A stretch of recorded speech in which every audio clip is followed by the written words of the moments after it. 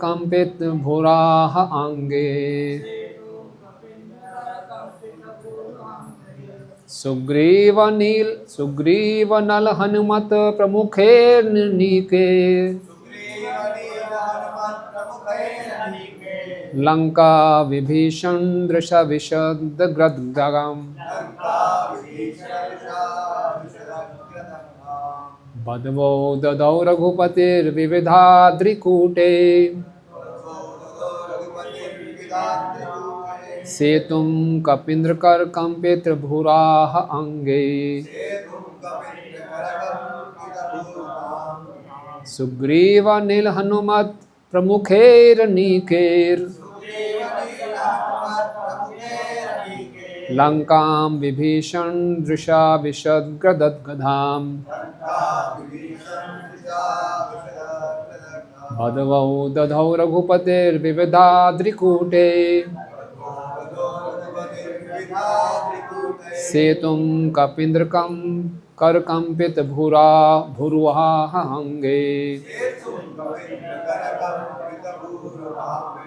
सुग्रीव नील हनुमत प्रमुखैरनीकैर् लंकां विभीषण दृशा विशद्गदग्धाम्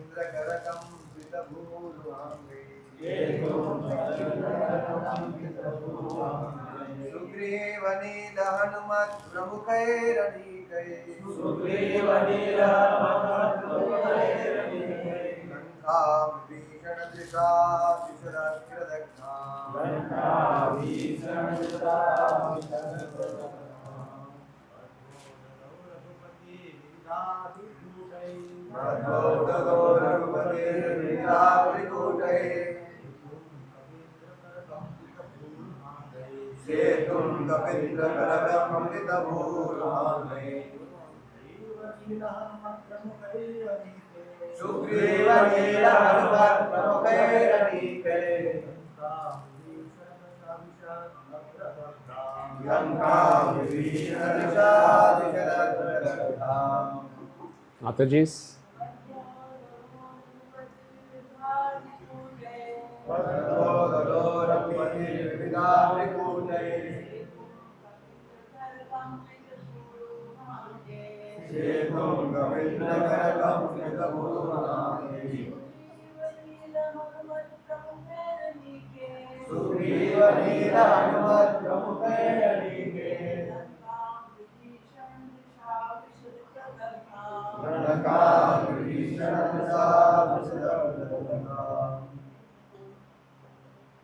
और कोई धन्यवाद बोलना है किसी?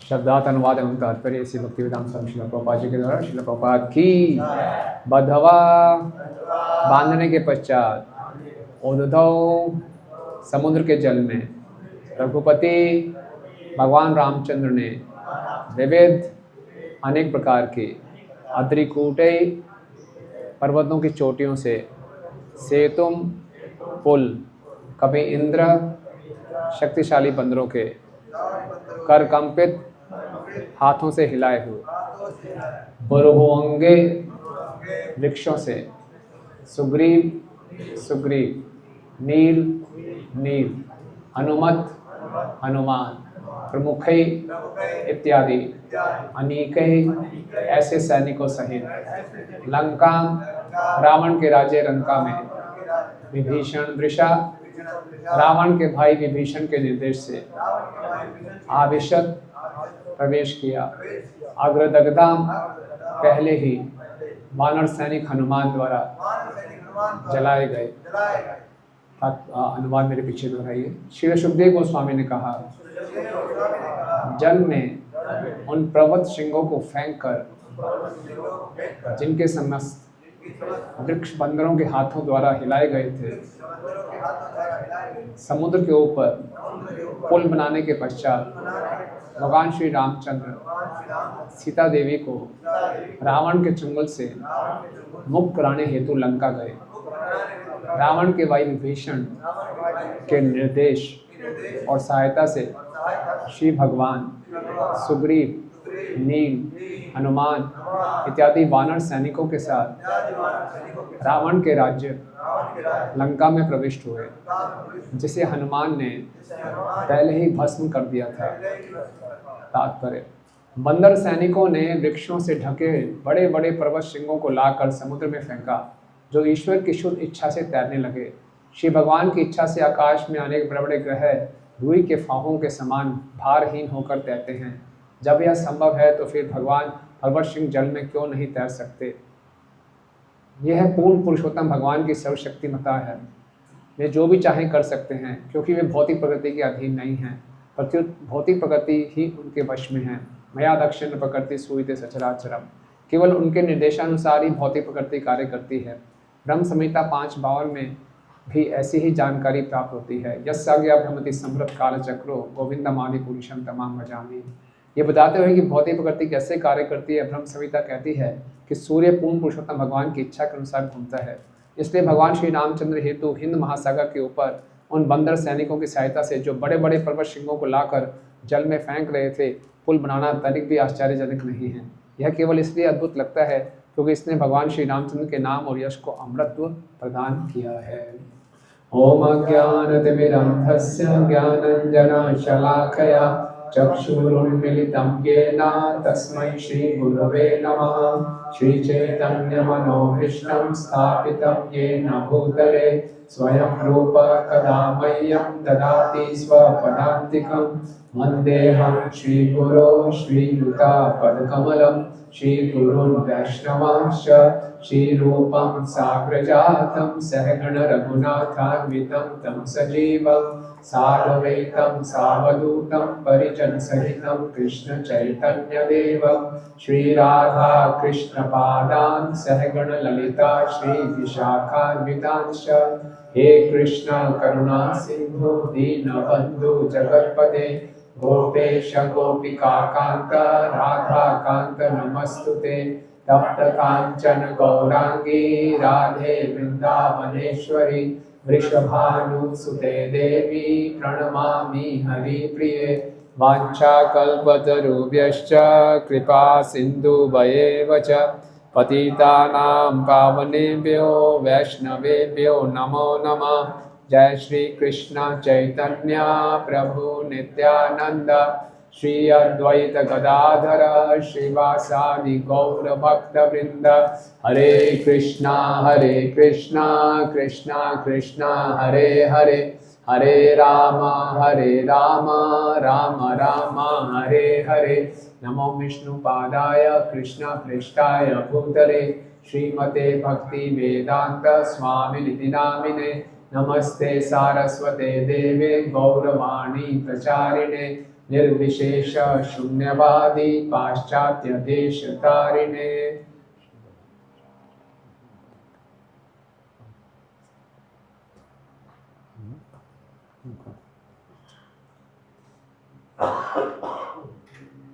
रामाय रामभद्राय रामचंद्राय वेदसे रघुनाथाय नाथाय सीताया पते नमः।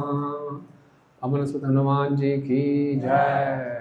आप सबको बहुत बहुत शुभकामनाएं हनुमान जयंती के महोत्सव पे। हरि बोल। सीताराम लक्ष्मण हनुमान की। तो भगवान जब प्रकट होते हैं, परित्राणाय साधूनां विनाशाय च दुष्कृतां धर्म संस्थापनार्थाय संभवामि युगे युगे। साथ ही साथ भगवान अपनी लीलाओं के द्वारा अपने भक्तों का भी गुणगान करते हैं। जैसे हम पढ़ रहे हैं कि सभी हनुमान जी और सब वालों ने मिलकर समुद्र के ऊपर क्या बना दिया, पुल बना दिया। श्रील प्रभुपाद जी बोलते हैं भगवान राम को लंका जाने के लिए पुल की आवश्यकता नहीं थी, भगवान के लिए क्या असंभव है, अचिंत्य शक्तियाँ हैं, लेकिन अपने भक्तों को क्रेडिट देने के लिए कि भक्तों ने कितना महान काम कर दिया। भगवान राम का नाम लिख के पत्थर फेंक रहे थे, पत्थर तैर रहे थे। एक बार एक ईस्ट ऑफ कैलाश मंदिर में एक व्यक्ति आया जटामित्र प्रभु के पास, बोले ये सब बेकार की बातें, ऐसे कैसे हो सकता है। प्रभु जी ने पूछा क्यों, बोले मैं सिविल इंजीनियर हूँ, जब तक पिलर नहीं होगा कैसे पुल बन जाएगा। उनको विश्वास ही नहीं हो रहा कि समुद्र में बहुत सी फाइलिंग करनी पड़ेगी, पिलर इकट्ठे खड़े करने पड़ेंगे, उसके ऊपर पुल बनता है, बिना ऐसे कैसे बन गया। जटामित्र प्रभु ने समझाया बुद्धि से परे है, ये अचिंत्य है। तो भगवान अपने भक्तों का गुणगान करके आनंद प्राप्त करते हैं और भक्त भगवान का गुणगान करते हैं। तो रामायण में आज हम हनुमान जी का जन्म उत्सव है, तो रामायण का एक पूरा कांड उन पर पूरा समर्पित है। कौन सा? सुंदरकांड। तो इसका नाम सुंदरकांड क्यों दिया गया? किसकी सुंदरता का वर्णन है? सुंदरकांड के हीरो कौन है? हनुमान जी। तो क्या वो बहुत सुंदर हैं? सीता मैया सुंदर हैं, भगवान राम की सुंदरता का वर्णन आते, तो सुंदरकांड नाम क्यों रखा गया?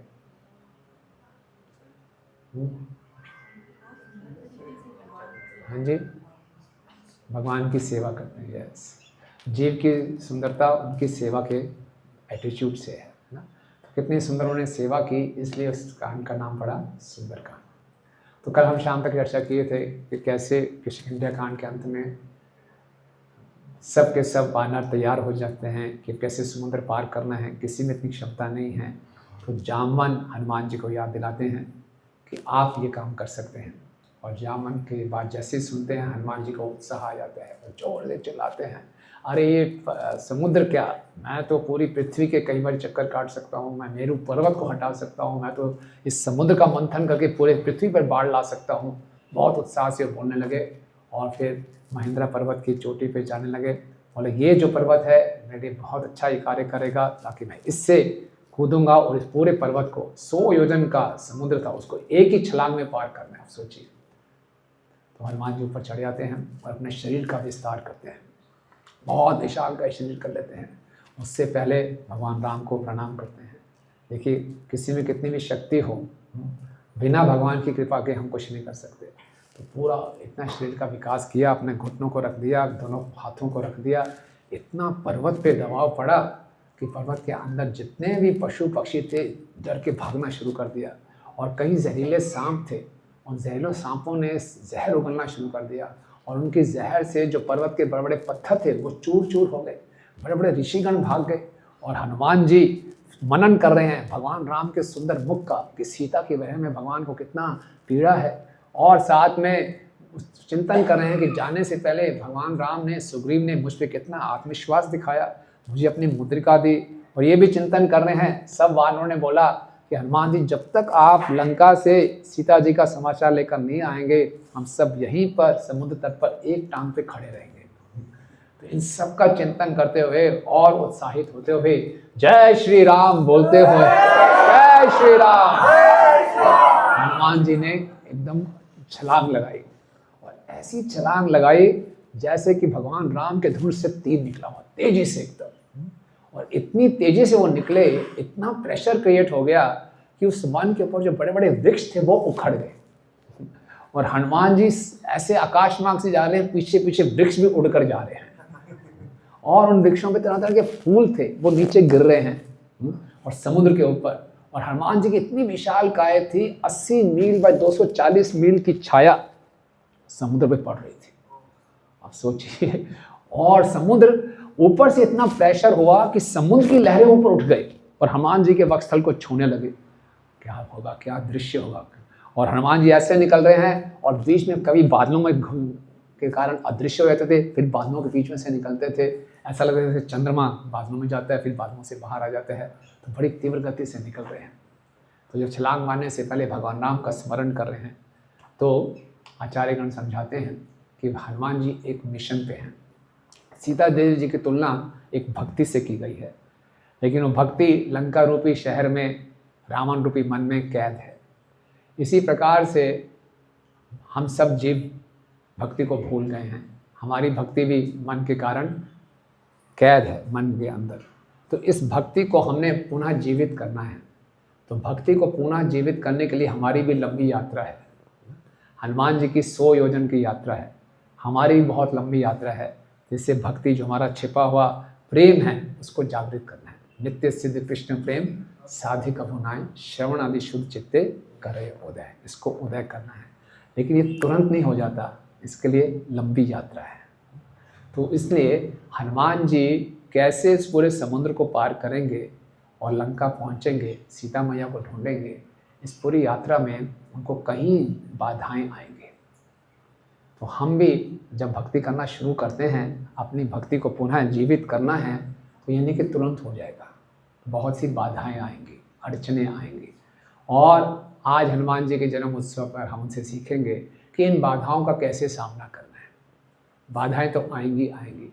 ऐसा नहीं सोचें कि मैंने हरे नाम लेना शुरू किया, अब कोई बाधा नहीं आनी चाहिए, सारी रेड लाइट ग्रीन लाइट हो जानी चाहिए सब फर्स्ट क्लास हो जाना चाहिए, जहाँ हाथ लगाओ मिट्टी सोना बन जाए, ऐसा नहीं होगा। समस्याएं आएंगी ही आएंगी। तो समस्याओं का सामना कैसे करना है और अपने लक्ष्य पर कैसे केंद्रित रहना है, ये हनुमान जी हमें सिखाएंगे। तो तीव्र गति से हनुमान जी आगे बढ़ रहे हैं भगवान का स्मरण करते हुए। तो इस यात्रा सुगम हो जाती है। यात्रा में जितनी भी कठिनाइयाँ आएंगी, हम हनुमान जी से सीखेंगे कि भगवान का स्मरण, भगवान के नाम का चिंतन करने से हम उन अड़चनों को बड़ी आसानी से पार कर जाएंगे। तो हनुमान जी तेजी से आगे बढ़ते जा रहे हैं। तभी समुद्र में एक सोने का पर्वत सामने खड़ा हो जाता है। इस पर्वत का नाम है मैनक, है ना। इस मैनक ने हनुमान जी का स्वागत करने के लिए, क्योंकि जो वायुदेव ने मैनक पर्वत पे बहुत बड़ा कृपा की थी। इंद्र क्या कर रहे थे, पहले के समय में क्या होता था, सभी पर्वतों के पर होते थे, पर्वत उड़ सकते थे और उड़ते उड़ते कहीं भी बैठ जाते थे, जहाँ बैठते थे नीचे सारे ऋषिगण सब खत्म, इतना भारी पर्वत धाक से बैठ गया नीचे, तो उड़ते थे पर्वत। तो इंद्र ने क्या किया, अपने वज्र से सारे पर्वतों के पर काट दिए थे। तो इसी प्रकार से मैनक पर्वत का भी था। लेकिन वायुदेव ने मैनक पर्वत कृपा की और उनको वायुदेव ने समुद्र में उसको छिपा दिया। और इंद्र को भी लगा ठीक है, क्योंकि जो समुद्र के रास्ते से नीचे के लोगों से राक्षस ऊपर भी आते थे, तो बोला ये पर्वत वहाँ बैठ जाएगा तो राक्षस लोग भी नीचे से ऊपर नहीं आ पाएंगे, तो दोनों काम हो गए। तो जो मैनक था पर्वत, ये चाहता था कि वायुदेव ने मुझ पर इतनी कृपा की है, ये वायुपुत्र जा रहे हैं, तो मैं कुछ सेवा करूँ। और समुद्र भी चाहते थे कि मैनक मेरे में है, ये इनकी सेवा करें, क्योंकि जो हनुमान जी हैं भगवान राम के मिशन में हैं और राम इक्ष्वाकु वंश से हैं, और जो सगर थे जिनसे सागर बना वो भी इक्ष्वाकु वंश से थे। तो कुल मिला के सबकी अच्छी भावना थी कि हनुमान जी की हम सेवा करें। तो मैनक पर्वत खड़े हो गए। तो हनुमान जी ने देखा ये कौन सा पर्वत आ गया मेरे सामने। हनुमान जी ने उसको पीछे करने का प्रयास किया। तो मैनक पर्वत अपने मूर्तिमान रूप में ऊपर आ गए। उन्होंने प्रणाम किया हनुमान जी को कि मैं आपके पिताजी के प्रति बहुत कृतज्ञ हूँ, आप मैं जानता हूँ आप बहुत बड़े मिशन पे जा रहे हैं, थोड़ा सा विश्राम कीजिए, थोड़ा सा नाश्ता इत्यादि लीजिए, फिर आगे बढ़िए। तो मैंने कि कोई विचार तो गलत नहीं थे, नहीं, हनुमान जी पूरे केंद्रित थे लक्ष्य पे। बोले नहीं ऐसा नहीं। हनुमान जी आए, ऊपर से आए, पर्वत को हाथ लगाया, बोले अभी नहीं, अभी कोई इंटरवल नहीं सीधा जब तक राम है आराम नहीं, जब तक मैं अपना काम पूरा कर लूँगा आराम नहीं करूँगा। तो सीधा वो निकले। तो जो हम अपनी भक्ति को पुनः जीवित करने की यात्रा में हैं, हम लोग साधना करते हैं, ठीक है, सेवा भी करते हैं, भक्तों से संबंध स्थापित करते हैं, सदाचार का पालन करते हैं, प्रचार करते हैं, इन सब कार्यों से अपनी भक्ति को हम पुनः जीवित करते हैं। लेकिन सभी कार्यों में समस्या आएंगी। तो मैनक पर्वत जो सामने आया और हनुमान जी को कहा कि आप थोड़ा विश्राम कर लीजिए, ये इंगित करता है हमारी साधना में ढीलापन। भक्ति करते करते कई बार विचार आता है कि थोड़ा रिलैक्स कर लें, थोड़ा सा बहुत थक गए, थोड़ा सा विश्राम कर लें। मैनक पर्वत यही कर रहे थे, बहुत लंबा रास्ता है, थोड़ा खा पी लो, विश्राम कर लो, फिर यात्रा बहुत लंबी है, आगे जाना है, रुक जाओ थोड़ा सा। कोई गलत बात नहीं थी। हम भी लंबी यात्रा पे जाते हैं, बीच में कुछ अच्छा खाने पीने को मिल जाए, बढ़िया रिलैक्स कर लेते हैं, तो रिलैक्स कर लो फिर आगे निकलना। तो इस साधना में ढीलापन आना, ये कितने भक्त लोग महसूस करते हैं कि कभी कभी साधना में ढीलापन आ जाता है? महसूस करते हैं? तो आता ही है, सबकी साधना में आता है ढीलापन। तो क्या क्या कारणों से आता है?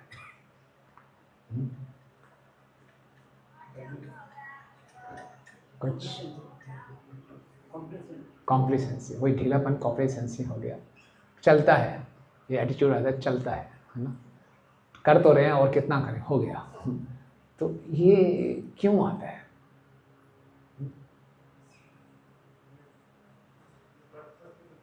हाँ, ढीले पड़ जाते हैं। शुरू में हम बहुत उत्साहित होते हैं, शुरू में हम कोई आरती मिस नहीं करते हैं, आरती में इतना चौंचा नाचते हैं इतना उत्साह लगता है, सब कुछ इतना बढ़िया लगता है ना। मृदंग वाद्य सुनित आनंद हृदय नाचे भाग भाग के आते हैं, और एक एक फिलॉसफी इतनी सुंदर लगती है, प्रसाद इतना बढ़िया, भक्त इतने अच्छे लगते हैं, सब कुछ ऐसा लगता है। शुरू में जो 1 या 2 महीने पुराना भक्त उसको पूछो, बोला मेरा जीवन बदल गया प्रभु, बस भगवत धाम पहुँचने ही वाला हूँ, अगली बारी छलांग मारूंगा सीधा गोलक धाम में होऊंगा ना। और धीरे धीरे धीरे पहले इतना कूदते हैं, फिर इतना कूदते हैं, फिर कूदते ही नहीं है मुश्किल से हिलते हैं, फिर लगता है क्यों इतना नाच रहे हैं सब ऐसा क्या हो गया नए बच्चे हैं, नाचने तो कोई बात नहीं, कहते ना वो नया मुल्ला जोर से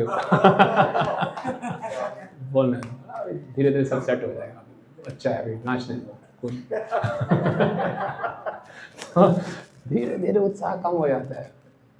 मंगल आरती में पहले पहले शंख बजने से पहले पहुंचना है, आ जाएंगे, रोज ही शंख बजता है, इतनी कौन सी बात है भागवत क्लास से टाइम से पहले, वक्ता से पहले आना चाहिए। अरे माधव माधव खत्म करने दो, मंगलाचरण करने दो आराम से, अभी कहाँ शुरू हुआ, तो आराम से, कोई जल्दी नहीं है, क्या वो है फिर ढीलापन आ गया। लेकिन ये बहुत खतरनाक है। तो इस ढीलापन आने के कई कारण होते हैं। माया तो है ही तो ये कारण होता है कि हम इतने साल जब प्रैक्टिस कर लेते हैं, कुछ प्राप्त तो हो नहीं रहा, अभी जितना मिलना, जितना सुना था वो प्राप्त नहीं हो रहा। कब तक चलेगा ऐसा ये कब तक मंगल आरती, गुरु पूजा, भागवतम क्लास, मॉर्निंग प्रोग्राम, कब तक? थकावट सी महसूस होती है, अब थोड़ा सा रिलैक्स कर लें, और देखते हैं भी आसपास थोड़ा सा रिलैक्स हो रहे हैं, चलो कोई बात नहीं। तो ये श्रील प्रभुपाद से किसी ने पूछा, प्रभुपाद 16 माला जप करने का मतलब क्या है? प्रभुपाद ने बोला 16 माला जप करने के बाद ये भाव होना चाहिए, 16 क्यों, 1600 क्यों नहीं, 16,000 क्यों नहीं, है ना। हमने अच्छी माला की कि अच्छी माला नहीं की, इससे मालूम चलेगा कि माला समाप्त करने के बाद लगना चाहिए बस 16 माला और करनी चाहिए। हम होते हैं 16 मालाएं क्यों, 8 क्यों नहीं, 12 क्यों नहीं, 4 क्यों नहीं, तो ज़्यादा माला करने की और इच्छा होनी चाहिए, क्योंकि हरिनाम तो अनंत है, हरिनाम के प्रति हमारा आकर्षण होना चाहिए, लेकिन वो ढीलापन होता है। तो ये ढीलापन आ सकता है, कई कारण हैं। एक तो होता है कि हम थकावट महसूस करते हैं, तुरंत हमें परिणाम दिखाई नहीं देता तो धैर्य खत्म छोड़ देते हैं। इसको कई बार इंग्लिश में मिड लाइफ क्राइसिस भी कहते हैं। कब तक चलेगा ऐसा? ये आप देखेंगे सबके जीवन में आता है, 10-12 साल बिताने के बाद बोले अब कब तक ऐसा ही चलता रहेगा, क्या पूरा जीवन मैं ऐसे बिता लूँगा? बहुत से कई ब्रह्मचारी आश्रम में होते हैं, वो भी सोचते हैं 10 साल के बाद पूरा जीवन रह लूँगा। कई बार ब्रह्मचारी आश्रम भी चेंज करते हैं, नहीं रह पाऊँगा। जो गृहस्थ आश्रम में वो बोले मैंने सब कुछ छोड़ दिया, अपने सगे संबंधी सब 10-12 साल हो गए, लेकिन फिर भी वो प्राप्त नहीं हुआ, चलो फिर दोबारा से कुछ और बिजनेस एक्सपेंड करता हूँ, और पुराने मित्रों से मिलता हूँ, उसको रिवाइव करता हूँ। ये सारी भावना आनी शुरू हो जाती है। ये क्योंकि हम तुरंत परिणाम नहीं पाते तो थोड़ा सा हिम्मत, धैर्य खो बैठते हैं। दूसरा कारण होता है कि कई बारी हमें सुविधाएं प्राप्त हो जाती हैं, जैसे जैसे हम थोड़े से वरिष्ठ होते जाते हैं सुविधाएं मिलती हैं। मैंने पर्वत कोई सुविधा ही दे रहा था, कुछ रिलैक्स कर लो, खा लो, पी लो, तो उन सुविधाओं को हम ज़्यादा जब भोगना शुरू कर देते हैं तो ढीलापन आ जाते हैं, कंफर्ट जोन में चले जाते हैं। हाँ सब बढ़िया है, अब मैं सेटल हो गया हूँ, 4 नियम पालन कर रहा हूँ, 16 माला कर रहा हूँ, ठीक है, सेटल हो गया। दीक्षा, प्रथम दीक्षा, दूसरी दीक्षा भी हो गई, सब सम्मानित भक्त हूँ मैं, सब मेरा सम्मान करते हैं, तो अब क्या, अब बढ़िया मेरी पोजीशन सेटल है, तो इतना लगता नहीं, उत्साह नहीं रहता कि और मेहनत करें, है ना। अब मैं थोड़ा कोई प्रोग्राम मिस भी कर सकता हूँ, थोड़ा लेट भी जा सकता हूँ, वरिष्ठ भक्त हूँ, चलता है। फिर कई बारी ढीलापन आता है, हमारे जीवन में कुछ संकट आ जाता है, परेशानियाँ आ जाती हैं, तो उससे हमारी श्रद्धा हिल जाती है। इतना कुछ करने के बाद भी मेरे साथ ये हो गया, और आस पड़ोस के रिश्तेदार भी बोलते हैं और कर हरि नाम भुगत ले हरि नाम का, देख लिया। समझाया था उनकी पूजा मत छोड़ो, ये मत करो, अब फंस गया तो देख कर, तो फिर उसमें भी ढीलापन आ जाता है। कई बार हम देखते हैं कि भक्त लोग आना बंद कर देते हैं, बोले इतना सब कुछ किया, मुझे क्या मिला। हम नए लोगों को सिखाते हैं लॉ ऑफ कर्मा, अच्छे लोगों के साथ बुरा क्यों होता है ना, समझाते हैं कर्म है, लेकिन हमारे मन में बात आती है कि अच्छे भक्तों के साथ बुरा क्यों होता है। मैं इतना अच्छा भक्त हूँ, फिर मेरे साथ बुरा व्यवहार क्यों हुआ। तो भक्ति में ढीलापन आ जाता है, विश्वास कम हो जाता है जैसे। लेकिन जो अच्छे भक्त होते हैं, कैसे भी परेशानी आए, अपना उत्साह कम नहीं होने देते। हम जानते हैं परम पूजनीय कदम कानन स्वामी महाराज अपने अंतिम अवस्था में थे। उनके गुरु महाराज परम पूज्य जयदेव स्वामी महाराज ने बोला कि महाराज अब आप 16 माला मत कीजिए, आपका एक मन का एक माला के बराबर है। महाराज ने बोला नहीं, ये आज्ञा के मैं आपकी पूरी नहीं कर सकता, आप मेरे गुरु हैं, लेकिन आपकी ये आज्ञा का पालन मैं नहीं करूँगा, मुझे 16 माला करने दीजिए। क्योंकि अब मैंने 16 माला नहीं की तो मैं एक बहुत गलत उदाहरण स्थापित करूँगा कि थोड़ी शरीर में तकलीफ है तो माला छोड़ दो। ऐसे ही हरिदास ठाकुर ने भी चैतन्य महाप्रभु ने बोला था। तो समस्याओं के कारण कोई बिजनेस में समस्या आ गई, परिवार में समस्या हो गई, भक्तों में कुछ अनबन हो गई, शरीर में कुछ खराबी हो गई, तो हम ढीले पड़ जाते हैं, भक्ति में विश्वास थोड़ा कम हो जाता है। और कारण हो सकता है भक्ति में ढीलेपन आने का हमारे अपराध। जीव गोस्वामी बताते हैं कि नाम अपराध का एक प्रभाव होता है साधना में ढीलापन, वो श्रद्धा कम होनी शुरू हो जाती है, तो उसमें ढीलापन आता है। और कई बार भक्ति में ढीलापन आता है, एक और कारण है डिस्ट्रैक्शंस। भरत महाराज युवावस्था में सब कुछ छोड़कर जंगल में गए, और किससे आकर्षित हो गए? एक हिरण से। किसी स्त्री से नहीं, किसी धन से नहीं, हिरण से। महाप्रभुपाद लिखते हैं विलफुल नेग्लेक्ट, अपनी इच्छा से अपनी साधना की उन्होंने अवहेलना की, भाव की स्थिति में आ गए थे, फिर भी साधना करते हुए हिरण का स्मरण कर रहे हैं। फिर धीरे धीरे साधना करनी बंद कर दी, पूरा समय हिरण के साथ ही बिता रहे हैं। तो हमारे लिए हिरण, अप्सरा जो भी है वो एक स्मार्टफोन है वो हमें डिस्ट्रैक्ट कर लेता है, उसी में ही खो जाते हैं, करने क्या गए थे और कहाँ पहुँच जाते हैं, है ना। अनुभव होगा हम सबका, कहाँ के कहाँ पहुँच जाते हैं, कितना समय व्यर्थ चला जाता है, कितने हम लक्ष्य से विचलित हो जाते हैं। डिस्ट्रैक्शंस, और कई बार डिस्ट्रैक्शन आध्यात्मिक डिस्ट्रैक्शन होते हैं, स्पिरिचुअल डिस्ट्रैक्शंस होती हैं। अब यहाँ पे मैनक पर्वत ने बोला कि हनुमान जी कुछ विश्राम कर लो, ये गलत बात तो नहीं थी। अगर हनुमान जी कर भी लेते तो बहुत बड़ा कोई अपराध नहीं था, कोई नियम नहीं तोड़ रहे थे। लेकिन कई बारी हम अपने लक्ष्य की ओर बढ़ रहे हैं तो कोई आध्यात्मिक कार्य सामने आ सकता है। आप कहीं जा रहे हैं, किसी भक्त ने बोला प्रभु जी प्रसाद लेकर जाइए, तो भक्त प्रसाद के लिए बुला रहे हैं, दयाति पति गणाति, करना ही चाहिए। आप रुक भी सकते हैं प्रसाद पाने, लेकिन हो सकता है प्रसाद पाने रुक रहे हों, लेकिन आपका जो असली मिशन है उसको आपने नेगलेक्ट कर दिया। समझ रहे हैं बात को? तो हालांकि हमें कई बार ऐसा लगता है पूरा दिन मैंने कोई गलत काम नहीं किया, आध्यात्मिक कार्य की हैं, लेकिन हो सकता है कि जो आपके गुरु की आज्ञा है उसको आप पूरा नहीं कर रहे हैं। मैंने ये भी कर लिया, उस भक्त से मैंने वो बात कर ली, उस भक्त से मैंने ये बात कर ली, मैंने ये परिक्रमा कर ली, मैं फिर वृंदावन धाम चला गया, फिर मैंने ये कर लिया। तो जी आपको जो गुरु जी ने आदेश दिए थे वो पालन किए हैं? नहीं, पूरा टाइम ही निकल गया। एक बार गुरु महाराज के साथ हम गोवर्धन परिक्रमा कर रहे थे, तो एक भक्त दंडवती परिक्रमा कर रहा था, तो बड़े बहुत इंटरेस्ट हो गया महाराज। तो महाराज ने आगे जाके बोला प्रणाम किया, इसका कोई लाभ नहीं होने वाला। मैंने इसको आदेश दिया था दिल्ली में पुस्तक वितरण करो, ये गोवर्धन में आके दंडवती परिक्रमा कर रहा है। हाँ, दंडवती परिक्रमा बोले इतनी मेहनत, इतनी तपस्या,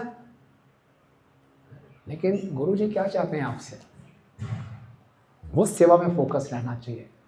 दिखने में लग रहा है जी टाइम तो मैं प्रभु जी कोई गलत मैंने काम नहीं किया, 4 नियम नहीं तोड़े, सब देखिए फर्स्ट क्लास भक्तों के बीच में ही रहा, लेकिन जो आपसे अपेक्षित था क्या वो आप कर रहे हैं, पूछना चाहिए। तो इस प्रकार से हम बहुत आसानी से कई बार डिस्ट्रैक्ट हो जाते हैं, भ्रमित हो जाते हैं। तो हनुमान जी बड़े फोकस थे कि भैया लक्ष्य पहले है। इस ग्रेस वैशाखी का प्रभु बहुत अच्छी एक स्टेटमेंट देते हैं, आप मेरे पीछे बुलाइए। The main thing is to keep the main thing always the main thing. मुख्य बात है कि मुख्य बात को हमेशा मुख्य ही रहने दो, ठीक है ना। मुख्य बात क्या है कि मुख्य को हमेशा मुख्य ही। Main thing is to keep the main thing always the main thing. तो सुबह सुबह उठे हैं, हमारा मॉर्निंग प्रोग्राम मेन थिंग है। अपने जीवन को इस ढंग से डालें कि मॉर्निंग प्रोग्राम में कोई डिस्ट्रैक्शन ना हो, चाहे हम घर में रह रहे हैं या मंदिर में रह रहे हैं। मॉर्निंग प्रोग्राम के समय फ़ोन को साइड में रखिए, बहुत बड़ा डिस्ट्रैक्शन है। Main thing is to keep the main thing always the main thing. ये ठीक रखेंगे तभी आगे पूरा दिन ठीक चलेगा। इसी में आप डिस्ट्रैक्ट होगे तो पूरा दिन डिस्ट्रैक्टेड रहेंगे, फोकस ही नहीं रहेंगे, क्या करना है क्या समय की सब निपट जाएगा। तो फिर याद दिलाते हैं मेरी मुख्य बात क्या है, क्या मैं करना, आज पूरा दिन है।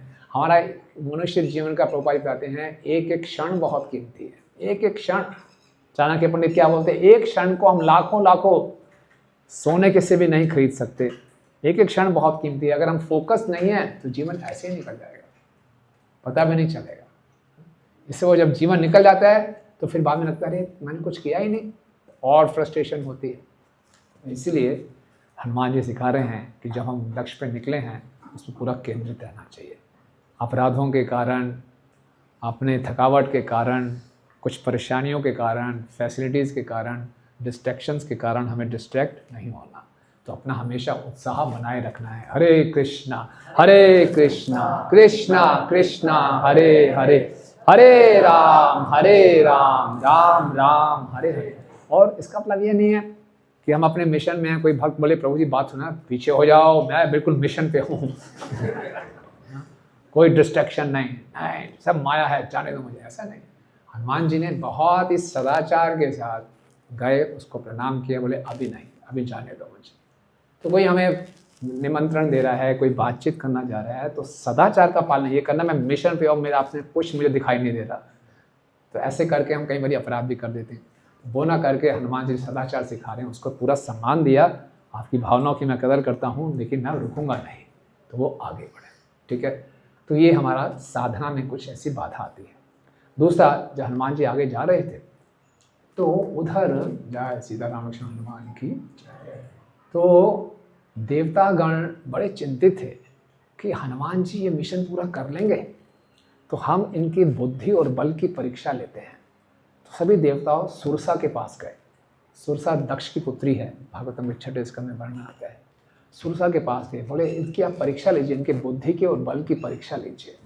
तो हनुमान जी जा रहे थे, आगे से वो सुरसा आ गई, बड़ा मुंह खोल के बोले वानर, मुझे ब्रह्मा जी ने आशीर्वाद दिया है, जो भी इस मार्ग से जाएगा उसको मेरे मुख में प्रवेश करना होगा। हनुमान जी ने बोला मुझे जाने दो, राम जी के मिशन पे हूँ, मुझे जाने दो। बोले नहीं, संभव ही नहीं है। हनुमान जी ने बोला मैं आपकी इच्छा पूरी करूँगा, वापसी में आऊँगा तो आपके मुख में प्रवेश कर जाऊँगा, एक बार मुझे जाने दो। सुरसा ने बोला भूल जाओ, अब तो तुम्हें मेरे मुख में प्रवेश करना ही पड़ेगा। सुरसा ने अपना मुख का साइज बढ़ा दिया, 10 योजन। 10 योजन कितना हुआ, 80 मील 120 किलोमीटर बड़ा साइज। हनुमान जी ने अपना आकार बढ़ा दिया 20 योजन। सुरसा ने अपना मुख खोल दिया 30 योजन। हनुमान जी ने अपना आकार कर दिया 40 योजन। सुरसा ने 50 योजन, हनुमान जी 60 योजन। सुरसा 70 योजन, हनुमान जी 80 योजन। सुरसा 90, हनुमान 100 योजन। सुरसा ने 100 योजन तक मुंह खोल दिया। हनुमान जी ने क्या किया, मैंने से लड़ाई थोड़ी करनी है, छोटा सा अपना आकार किया, उसके मुख में घुस के बाहर आ गए तो सभी देवताओं ने ऊपर से फूलों की वर्षा की कि हनुमान जी बुद्धिमान भी बहुत हैं और बलवान भी बहुत हैं। हनुमान जी ने क्या सिखा रहे हैं हमें, ये जब हम सेवा करते हैं तो कई बार सेवा करते करते दूसरों भक्तों के साथ हम स्पर्धा में आ जाते हैं। मैं आपसे बेहतर, हम सबके अंदर, बल जीव के अंदर ये भावना है कि मुझसे बढ़कर कौन है, कोई भी नहीं है। अभी लोग पहचान नहीं रहे कि मुझे मालूम है। अभी कोई मेरे तत्व से जाना नहीं है अभी, लेकिन मैं जानता हूँ मैं कौन हूँ। मैं सबसे आई एम द बेस्ट। और इस स्पर्धा में हम रहते हैं। ओके, और ये स्पर्धा क्या है? अहंकार के कारण है। उसके कारण हम कंपटीशन करते हैं, एक दूसरे को नीचा दिखाने का प्रयास करते हैं। तो जब ऐसी भावना सेवा में आ जाती है कि मैं ऐसा प्रचार करूँगा, उसको नीचे दिखाऊंगा, उससे ऊपर उठ के दिखाऊंगा, तो वो भगवान को प्रसन्न नहीं करते। हनुमान जी ने सोचा मेरा मिशन क्या है? मेरा मिशन इस समुद्र को पार करना है, लंका में पहुंचना है, इस सुरसा को हराना नहीं है। समझने की बात है। कई बार हम भक्ति में आते हैं तो इसमें लग जाते हैं, इसको ठीक करके रहूंगा मैं। अरे भाई, आप उनको ठीक करने नहीं आए हो, अपने आप को ठीक करने आए हो। हम यहाँ पे कुछ प्रूव करने नहीं आए, हम यहाँ अपने आप को इम्प्रूव करने आए। हर कोई यहाँ पे साधक है, वो अपने आप को इम्प्रूव करने आया है, कुछ प्रूव करने नहीं आया कि मैं आपसे बेहतर हूँ। अगर समझ लो मैं ये प्रूव भी कर दूँ, मैं सिद्ध भी कर दूँ कि मैं ठीक हूँ, आप गलत हूँ, इससे मैं भगवत धाम नहीं पहुँच जाऊँगा। लोगों की वाह मिल जाएगी, लेकिन मैं भगवत धाम जाने वाला नहीं है। रूप और सनातन गोस्वामी व्रज में थे, वहाँ रूप नारायण चक्रवर्ती आए, बोले आप मुझसे आप शास्त्रार्थ कीजिए, नहीं तो अपनी हार मानिए। उन्होंने बोले कौन टाइम वेस्ट करेगा, दिखाओ कहाँ साइन करनी है, हम अपनी हार स्वीकार करते हैं। ठीक है, आप जीत जाओ, हमें कोई लेना देना नहीं है। तो इसीलिए भक्ति में हम आते हैं तो सेवा को बड़े कोऑपरेटिव स्पिरिट में, सहयोग की भावना से करना चाहिए, ना कि कंपटीशन की भावना से। तो कई बारी हम लोग संस्था में हैं तो हम देखते हैं कि भक्त लोग एक दूसरे से कॉम्पीट करते हैं, स्पर्धा करते हैं, और जब स्पर्धा करते हैं तो बहुत चिंतित रहते हैं, परेशान रहते हैं। तो जो कृष्णा भानामृत का जो आनंद है उससे हम वंचित रहते हैं। तो हम यहाँ कोऑपरेट करने आए हैं, कॉम्पीट करने नहीं आए। ओके, हम देखते हैं भागवतम में वर्णन आता है पृथु महाराज का और इंद्र जी का, है ना। तो इंद्र जी ईर्ष्या हो गई, कंपटीशन कर ली। उन्होंने सोचा ये पृथु कहीं मेरे पद को ना स्वीकार कर ले। तो 100वां यज्ञ हो रहा था, घोड़ा चुरा लेते थे, बार बार चुरा रहे हैं। और पृथु महाराज ने फिर ब्राह्मणों से कहा कि मंत्रों को उच्चारण करके इनका वध कर दो। तो ऐसा करने ही वाले थे, फिर ब्रह्मा जी आ गए और ब्रह्मा जी ने पृथु महाराज को रोका, आप ऐसा मत कीजिए, छोड़ दीजिए। ब्रह्मा जी के कहने पे पृथु महाराज ने यज्ञ बंद कर दिया। यज्ञ कर रहे थे विष्णु की प्रसन्नता के लिए, यज्ञ को बंद कर दिया, लेकिन यज्ञ बंद करने से विष्णु ज़्यादा प्रसन्न हो गए, उनके यज्ञशाला में विष्णु प्रकट हो गए। तो ये जो हम सेवा करते हुए हमें कई बारी उपलब्धियां प्राप्त होती हैं, तो हम सोचते हैं कि मैं बहुत महान भक्त हूँ और मैं किस सबसे कंपटीशन करूँ। तो ये सही भावना नहीं है। एक बार एक ब्राह्मण था, वो हमेशा बड़ी अच्छी साधना करता था, समय पे अपनी गायत्री करता था। तो एक बार दोपहर 12 बजे का समय था, वो थका हुआ था, सो रहा था। एक व्यक्ति आया, उसने उठा दिया, ब्राह्मण देव उठिए, संध्या का समय हो गया। फटाफट उसने स्नान किया, उस व्यक्ति को धन्यवाद दिया, आपका बहुत बहुत धन्यवाद, आपने मुझे बचा लिया। आप कौन हैं? बोले मैं कली हूँ। कली? कली? कली तो अधर्म बंधु होता है, अधर्म का भाई है। आप मेरी सहायता करें मेरे आध्यात्मिक कार्य में? बोले नहीं, अगर तुम ये अपना संध्या को छोड़ देते तो तुम्हें बहुत ग्लानि होती, शायद विनम्रता आ जाती। अब फिर से तुमने अपने समय पे संध्या कर ली है, तुम्हारा अहंकार बना रहेगा।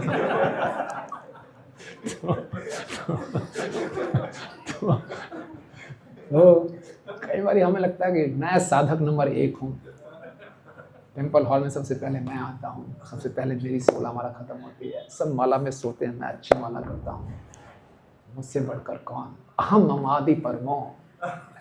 रोज हम सुबह बोलते हैं 10वां नाम अपराध, मुझसे बढ़कर कौन है? हरि से बढ़कर हरि का नाम, हरि नाम से बढ़कर भी मैं। हम अमादि परमो। आप तभी देखिए ना, जब हम हरि नाम दे रहे होते हैं, उस हरि नाम के केंद्र में कौन होता है? मैं होता हूँ कि कृष्ण होते हैं? मैं ही होता हूँ। सारी प्लानिंग चल रही है, अभी माला खत्म होने, फिर ये करूँगा, फिर ये करूँगा, फिर उसको नहीं छोड़ूंगा, मैं उसको पकड़ लूँगा, फिर मैं प्रसाद दूंगा, फिर मैं विश्राम करूँगा, फिर वहाँ जाऊँगा, सब पीछे हरे कृष्णा चल रहा। भगवान को बोलते हैं कौन बड़ा है? मैं बड़ा हूँ, अहम आदि परमो, मैं और मेरी वस्तु ज़्यादा बड़ी है। और यही अपराध की जड़ है।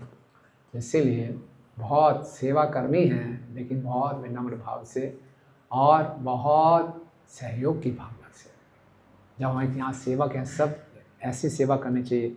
एक असली प्रचारक वो है जिसको दूसरे के भक्त के प्रचार को देख बहुत आनंद आएगा कि हमारा मिशन आगे बढ़ रहा है, प्रभुपाद का मिशन आगे बढ़ रहा है। वो कंपटीशन की भावना नहीं लाएगा, वो सहयोग की भावना लाएगा। बोले मैं इसकी और कैसे असली मित्र वो है जो हमसे सहयोग करेगा, वो हमें आगे बढ़ाएगा। इसीलिए बहुत इम्पॉर्टेंट है कि हम लोग कोऑपरेट करें। ओके, तो हो सकता है कि हनुमान जी ने देखा कि मैं इसे कन्फ्लिक्ट करूँगा, इट्स नॉट वर्थ, इसके योग्य नहीं है। और आध्यात्मिक जीवन में कुछ ब्लैक एंड वाइट नहीं है। ऐसा नहीं हो कि मैं ठीक हूँ तो आप गलत ही होंगे, दोनों ठीक हो सकते हैं। एक बार कुंभ मेला में यमुना माता जी थे और भवानंद प्रभु थे। तो भवानंद यमुना माता जी ने बोला कृष्ण और बलराम में क्या अंतर है, कि कृष्ण काले हैं, बलराम जी सफ़ेद हैं। भवानंद प्रभु ने बोला नहीं, कृष्ण बलराम में अंतर ये है कि केवल कृष्ण ही राधा रानी के साथ नृत्य कर सकते हैं, बलराम जी नहीं। तो दोनों में बहस हो गई, कुछ भक्त उस तरफ हो गए, कुछ भक्त उस तरफ हो गए। दोनों प्रभुपाद जी के पास है। तमाल कृष्ण गोस्वामी महाराज ने वकालत की, प्रभुपाद यमुना माता ये कह रही है कृष्ण बलराम में ये अंतर है कि कृष्ण काले हैं, बलराम गोरे हैं, और भवानंद प्रभु ये बोल रहे हैं कि केवल राधा रानी के साथ कृष्ण कर सकते हैं और बलराम जी नहीं। जब यमुना माता का सुना, प्रभुपाद बोले बिल्कुल ठीक है। जब भवानंद प्रभु की बात सुनी, प्रभुपाद ने ये भी ठीक है। तमाल कृष्ण महाराज ने बोला प्रभुपाद दोनों कैसे ठीक है, बोले आप भी ठीक हो। तो मार्केट मारे बोले फिर करना क्या है, बोले आप सोचो। दोनों ही ठीक है, दोनों ही ठीक है। आध्यात्मिक जीवन ये नहीं। हम कुछ प्रभुपाद जी के शिष्य हैं जो कि राधा कुंड में स्नान नहीं करते, कुछ करते हैं। तो इसका मतलब जो करते हैं वो गलत है, नहीं वो भी गलत नहीं है। जो नहीं करते वो गलत है, नहीं वो भी गलत नहीं है। तो ठीक है, लड़ाई झगड़े की बात ही क्या है इसमें। ये अपना ये आध्यात्मिक जगत है, तो दोनों ठीक हो सकते हैं। कई लोग बोलते हैं कि ये वैष्णवनाथ यथा शंभु, ये सबसे प्रमुख है, गोपियाँ भी प्रमुख है, ये भी प्रमुख है, हनुमान जी प्रमुख है। कौन प्रमुख है? सभी प्रमुख हैं। तो इसमें लड़ाई झगड़े की कोई बात ही नहीं है।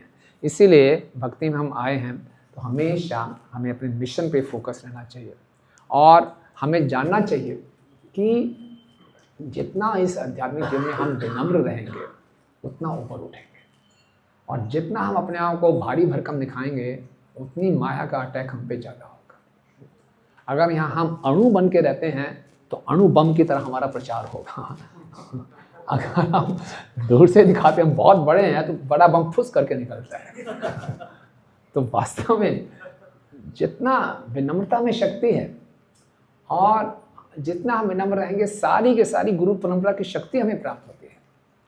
निमाई पंडित थे, बड़े विद्वान थे, पंडित थे। तो एक बार ये गंगा में नाव में जा रहे थे, उनके साथ एक मित्र थे। तो निमाई ने बोला मैंने एक पुस्तक लिखी है व्याकरण के ऊपर। तो उसके जो मित्र ने जैसे ये सुना वो बड़े उदास हो। बड़े उदास क्यों हो? बोले मैंने भी लिखी है व्याकरण के ऊपर, अब आपने पुस्तक लिखी, मेरी पुस्तक कौन पढ़ेगा? जैसे निमाई पंडित ने यह सुना तुरंत अपनी पुस्तक को गंगा में फेंक दिया। आप निश्चिंत रहो, क्या फर्क पड़ता है। भागवत 11वें स्कंद में वर्णन आता है, एक गिद्ध थी, गिद्ध के मुख में मांस का टुकड़ा था, उसके मुख में मांस का टुकड़ा था, बाकी सारे गिद्ध भूखी थे। सब के सब गिद्धों ने उस गिद्ध पे आक्रमण कर दिया। इस गिद्ध ने सोचा हद हो गया, ये मांस का टुकड़ा ही सारी समस्या की जड़ है, बाहर में गया ये मांस का टुकड़ा। उसने फेंक दिया, उसने फेंका, सारे गिद्ध आपस में लड़ रही हैं और वो गिद्ध ऊपर आकाश पे उठ गई। जब हम छोटी चीज़ को पकड़ लेते हैं, किसी इशू को पकड़ लेते हैं, तो वो जो इशू है हो सकता है हमें अपने लक्ष्य से बहुत दूर ले जाए। तो सोचना चाहिए, बुद्धि लगानी चाहिए, किस इशू पे ध्यान देना है, किस पे नहीं देना। हनुमान जी ने सोचा इससे भिड़ने थोड़ी आया था मैं, हालांकि क्षत्रिय भाव होगा, कोई मेरे ललकारेगा तो मेरे को मन करेगा उसको हराऊं। हनुमान ने बोला नहीं, अभी ये नहीं, अभी मेरा मुख्य उद्देश्य है राम की सेवा, तो मुझे राम की सेवा में चुनना है। तो इस प्रकार से उन्होंने क्या किया, उस गुस्सा को शांत किया। और हनुमान जी ने सिखा रहे हैं कि हमें कोऑपरेट करना चाहिए और विनम्रता से, विनम्रता को अपने जीवन में अनुकूल करना चाहिए। विनम्रता हमारा वास्तविक हथियार है। चैतन्य महाप्रभु ने प्रकाशानंद सरस्वती के हृदय को कैसे बदला? तर्क वितर्क से नहीं, विनम्रता से। श्रील प्रभुपाद जी ने पूरे हिप्पियों को कैसे बदला? अपनी विनम्रता से। जब प्रभुपाद जी अमेरिका में गए तो हिप्पीज़ में कल्चर क्या था, उनके 2 गोल्डन रूल्स थे हिप्पीज़ के, कि हम किसी की परामर्श को नहीं सुनेंगे, कोई हमें एडवाइस नहीं करेगा। और दूसरा, विशेषकर ऐसा व्यक्ति जो 30 साल से ऊपर है वो पागल है। वहाँ पे पूरा जनरेशन वो था, 30 साल से ऊपर का व्यक्ति पागल है और हमें कोई एडवाइस नहीं दे सकता। प्रभुपाद जी वहाँ पर गए, प्रभुपाद जी आयु कितनी थी, 70 वर्ष, और प्रभुपाद जी ने खूब उनको एडवाइस दी, वो भी संस्कृत में खूब संस्कृत के श्लोक और सब सुना उन्होंने, और उनका हृदय परिवर्तन हुआ। क्योंकि जब प्रभुपाद से मिले, उनको लगा ये व्यक्ति को हमसे कुछ नहीं चाहिए, इसके हृदय में प्रेम भरा पड़ा है, ये हमें देना चाहता है, हमसे कुछ लेना नहीं चाहता।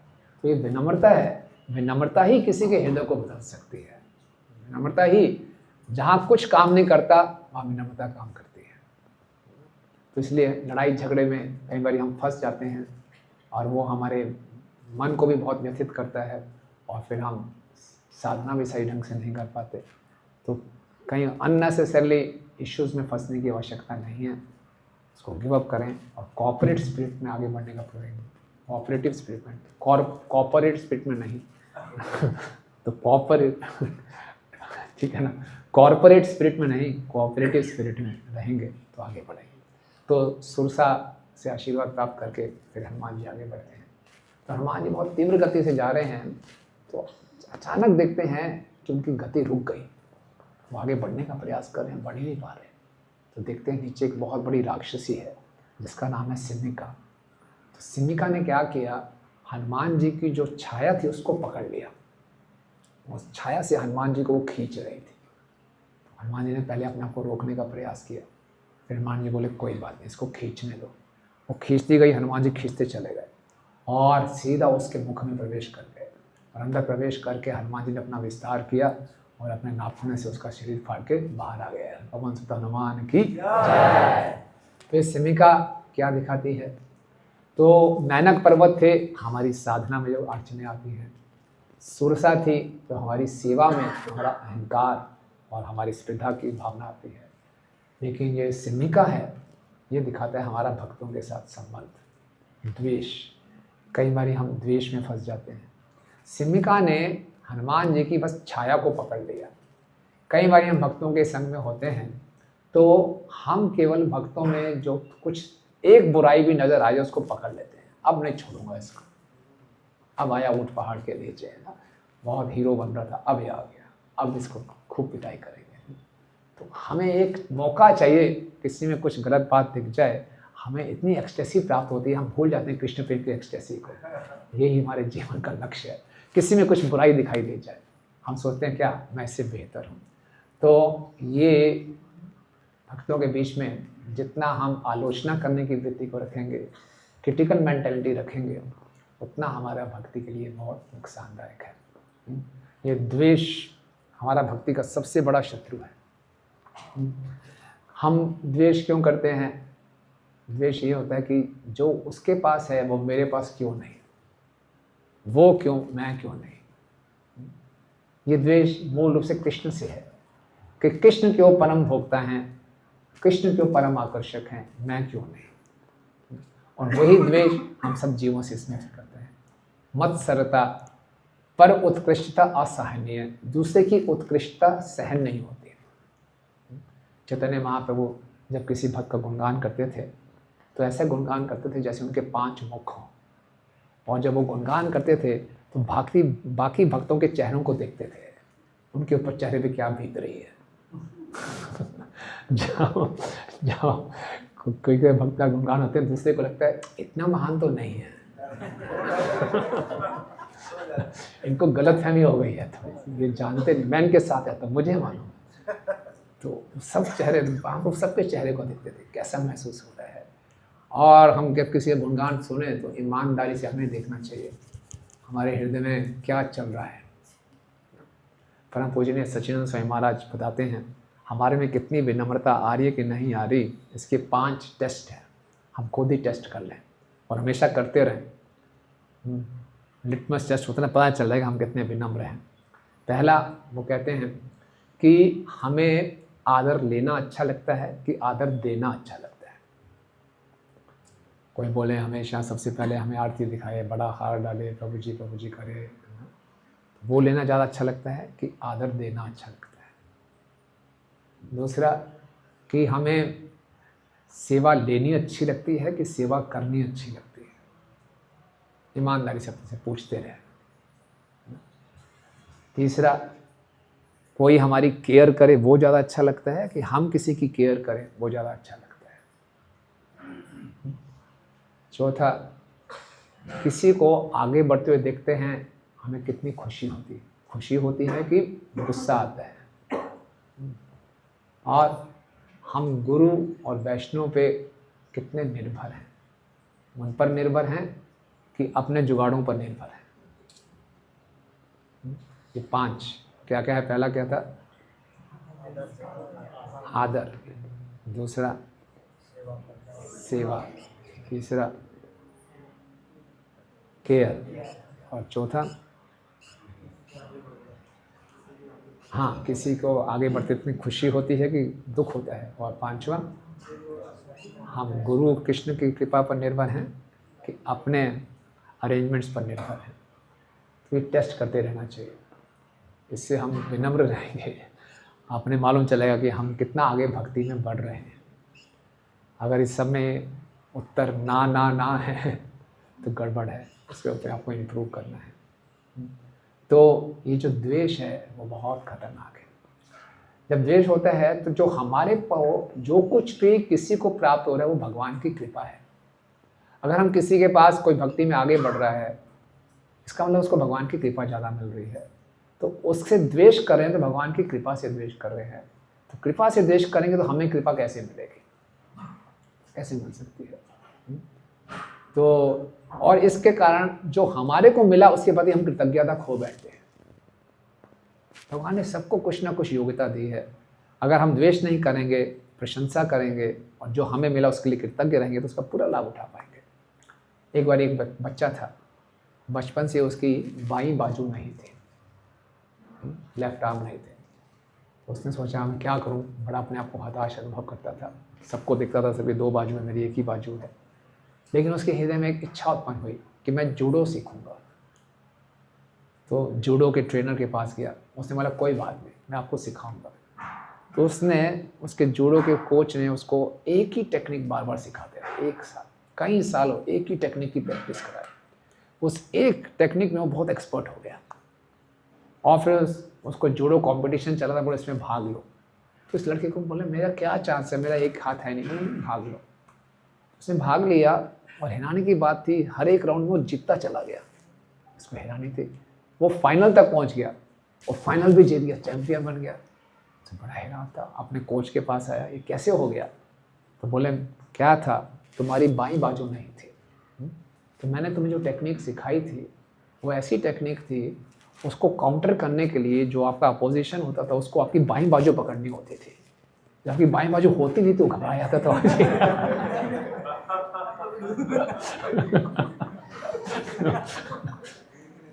तो देखिए कितना बड़ा उसकी कमी थी, लेकिन वो सारा यही सोचता रहता है मेरी कमी है, मेरी कमी है, दूसरी बात 2 बाजू में एक बाजू है, उनसे द्वेष करता है, क्या था। लेकिन जो उसकी कमी थी वो उसका गुण बन गया। इसी तरह हमारे एक भक्त हैं वाचस्पति प्रभु, साइबेरिया में प्रचार करते हैं। वो पहले रशियन आर्मी में थे, रशियन आर्मी में गए, उनके दोनों बाजुएं कट गई। अब वो ब्रह्मचारी थे रशियन आर्मी में, फिर बाद में ब्रह्मचारी बने, दोनों बाजुएं नहीं है। कई बार मायापुर में आते थे ना ऐसे, और वो हम कैंप में रुकते तो कैसे नहाते थे, नलके को ऐसे खोलते थे और प्रसाद भी ऐसे पाते थे नीचे झुक के, और बड़े मुस्कुराते रहते थे, नाचते थे सब। तो वो बुक डिस्ट्रीब्यूशन नंबर 1 है। कैसे? तो जाते हैं बुक बैग लटका के, और बाजू में नहीं है तो कोई भी नहीं, अरे कौन है ये, कैसे आ रहा है, मुस्कुराते हुए आ रहे हैं। तो कैसे करता था, सब हैरान हुए उसका आकाश, बोले यहाँ खोलना, किताब निकालना यहाँ से, यहाँ रख दीजिए, पैसे यहाँ डाल दीजिए, सारा बैग खाली। इतना उत्साह है, उत्साह है। तो जो हमारे पास है उसमें हम संतुष्ट रहें, उसको भगवान की सेवा में लगाएं। दूसरे के पास क्यों है, मेरे पास क्यों नहीं है, सोचते रहेंगे तो परेशान रहेंगे। तो हनुमान जी ने कहा वो सिमिका द्वेष का प्रतीक थी। एक गलत चीज़ को छाया, नेगेटिव पॉइंट को पकड़ा और हनुमान जी ने उस द्वेष को तहस नहस कर दिया। यानी कि भक्ति में द्वेष का कोई स्थान नहीं है। तो ईमानदारी से हमें देखना चाहिए, हमारे हृदय में पूरा भौतिक जगत द्वेष से भरा हुआ है। स्वाभाविक है हम सबके अंदर द्वेष होना। तो द्वेष को कैसे काउंटर करना चाहिए? तो द्वेष का मतलब है, परम पूजनीय भक्ति तीर्थ स्वामी महाराज बताते थे, द्वेष का मतलब है अप्रत्यक्ष रूप से प्रशंसा करना। हम ये मान रहे हैं वो मुझसे बेहतर है, बट हमें स्वीकार नहीं आ रहा वो क्यों बेहतर है, तभी द्वेष कर रहे हैं। तो अप्रत्यक्ष रूप से प्रशंसा ना करके प्रत्यक्ष रूप से प्रशंसा करें। हम खूब अप्रिशिएट करें। जितना हम अप्रिशिएट करेंगे हमारा द्वेष खत्म होता जाएगा। परम पूजनीय सच्चिदानंद स्वामी महाराज बताते हैं, एक लेक्चर में बताते हैं, बोले मैं अपने गुरु भाई के पास गया, वो भी सन्यासी हैं, नाम नहीं लिया उन्होंने। और सच्चिदानंद स्वामी महाराज बताते हैं कि मैंने अपने गुरु भाई को बोला कि महाराज मुझे आपसे बहुत द्वेष है। बोले क्या? मैं आपने इतने बड़े सेवाएं की, मैं कुछ नहीं कर पा रहा, बहुत द्वेष है। तो उन्होंने महाराज ने बोला कोई बात नहीं, आपको मैं तरीका बताता हूँ, ये द्वेष समाप्त हो जाएगा। बोले क्या? बोले मुझे भी होता था लेकिन मैंने इसको अपनाया, इससे मेरा ठीक हो गया। बोले क्या? बोले कि आप जब देखते हो कि दूसरा भक्त गुरु भाई अच्छा सेवा कर रहा है तो आप ये सोचो चलो हमारा मिशन आगे बढ़ रहा है, मेरा परिवार का ही सदस्य जो आगे बढ़ रहा है। एक परिवार का एक सदस्य तरक्की करेगा, पूरा परिवार आगे बढ़ेगा। तो इस भावना को लाने का प्रयास करो। तो महाराज ने बोला महाराज ये थ्योरेटिकल लगता है, पता नहीं चलेगा नहीं चलेगा। बोला नहीं मैंने प्रैक्टिस की है, करो आप। तो सचिन स्वामी महाराज कहते हैं कि मैं इसकी प्रैक्टिस की और मुझे बहुत लाभ हुआ। तो हम ये देखें कोई हमसे अच्छी सेवा कर रहा है, प्रभुपाद का मिशन आगे बढ़ रहा है, और उसकी प्रशंसा करें और प्रार्थना करें भगवान से, अपने वरिष्ठ वैष्णव को स्वीकार करें कि मुझे अंदर द्वेष उत्पन्न हो रहा है, इससे मुझे ऊपर उठना है। तो भगवान हमारी सहायता करते हैं। लेकिन इस द्वेष को जितना जल्दी त्यागेंगे या इससे ऊपर उठेंगे उतना हम भक्ति के आनंद को अनुभव कर पाएंगे। अन्यथा हम भी दुखी रहेंगे और जो हमारे संपर्क में आएगा उसको भी दुखी करेंगे। तो ये थी सिमिका। तो ये आता है भक्तों के बीच में संबंध। भक्तों के बीच में संबंध में आलोचना की वृत्ति नहीं रखनी चाहिए, प्रशंसा की वृत्ति रखनी चाहिए।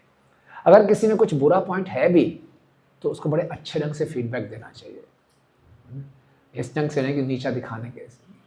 प्रभुपाद जी के शिष्य थे श्याम सुंदर प्रभु। श्याम सुंदर प्रभु ने सैन फ्रांसिस्को में जगन्नाथ बलदेव सुभद्रा बनाए थे, आप सबको पढ़ा होगा आपने। तो सैन फ्रांसिस्को जब आए एक बार वो प्रभुपाद जी के पास बड़े मायूस होकर आए। बोले प्रभुपाद मुझे कोर्ट से आदेश आया, मुझे जेल जाना पड़ेगा। प्रभुपाद ने बोला कोई बात नहीं, भगवान कृष्ण का जन्म भी जेल में ही हुआ था। प्रभुपाद मैं ड्रग्स में इन्वॉल्व था पहले, आपसे जुड़ने से पहले। प्रभुपाद ने बोला कोई बात नहीं, मेरा भी ड्रग्स का बिजनेस था। बेस फार्मेसी था।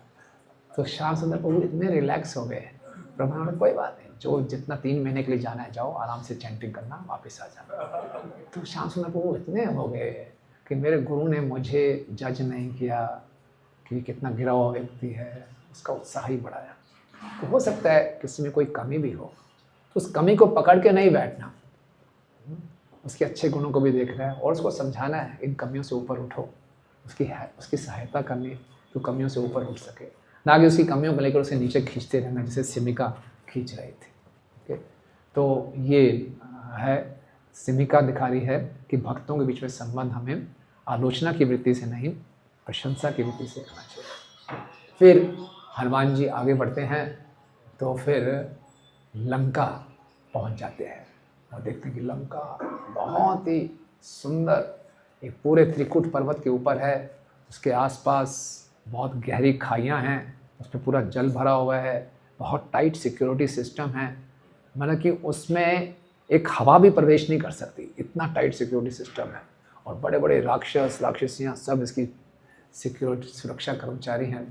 तो हनुमान जी ने 100 योजन की पूरी छलांग लगा ली, लेकिन हनुमान जी बिल्कुल थके नहीं, बिल्कुल उत्साहित थे।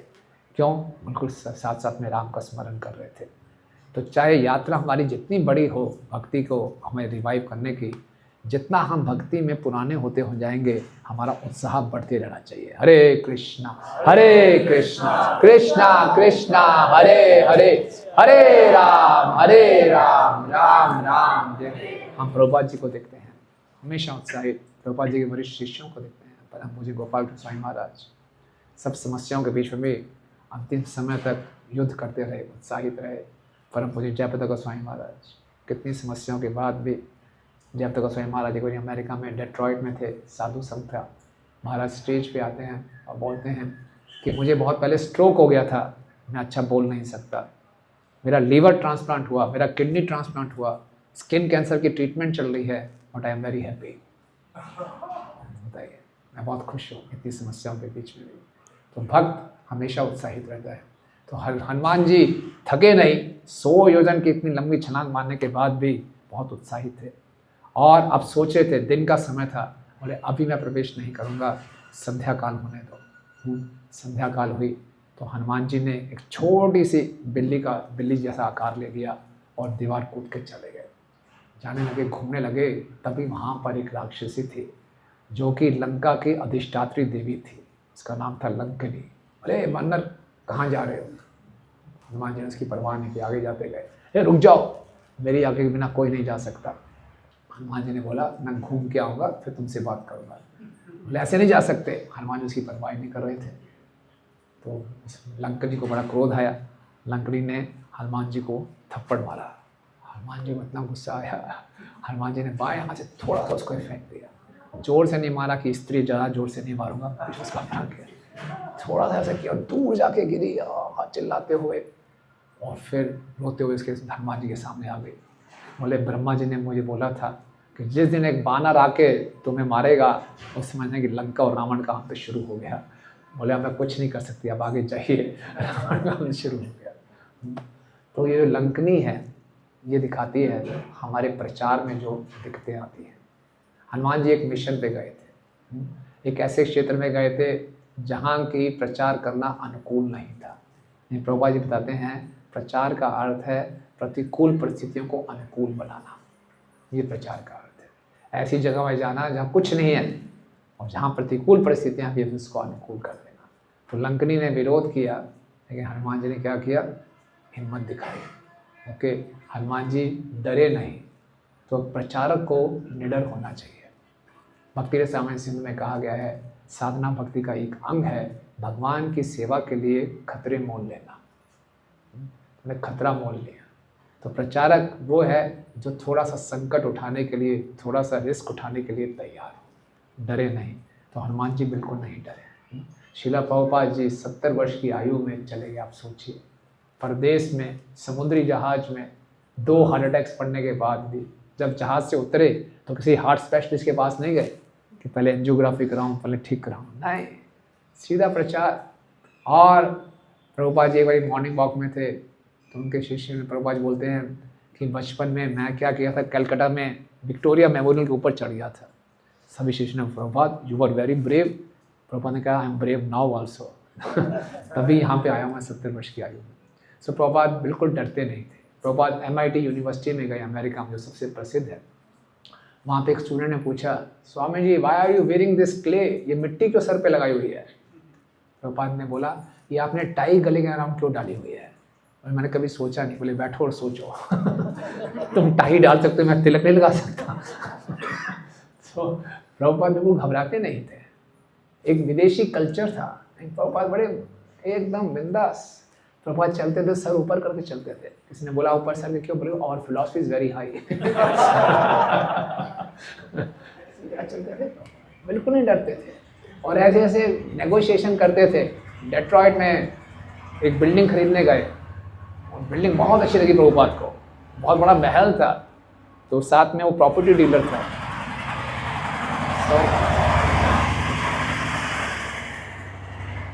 प्रभुपाद ने जब बात किया, प्रभुपाद बोला ये आप बिल्डिंग पूरा फ्री दे दो हमें। क्या व्यक्ति कहाँ से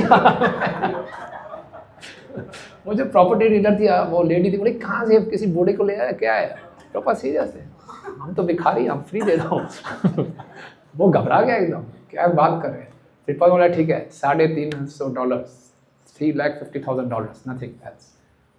ऐसे प्रभुपाद ने शुरू किया, वो तुरंत मान गए। बाद में वो व्यक्ति ने बोला, ये कौन सा आपका बुरा व्यक्ति है, तो मुझे ठग के चला गया। प्रभुपाद बहुत बहुत दबंग थे, निडर थे। तो ये अभय सत्व संशुद्धि, जितने हम शुद्ध होंगे उतने हमें अभय होगा। जितना भगवान पे हमारा विश्वास होगा उतना हम अभय होंगे, हम डरेंगे नहीं। ओके, और शुद्धता आती है हरि नाम से। हरे कृष्णा कृष्णा कृष्णा हरे हरे, हरे राम राम राम हरे हरे। तो हमने देखा हनुमान जी की यात्रा में साधना में मेनक पर्वत के रूप में अड़चन आई, तो उसने उस अड़चन को कैसे पार किया, क्या हमें सिखाते हैं हनुमान जी, कैसे अड़चन पार करनी है साधना में।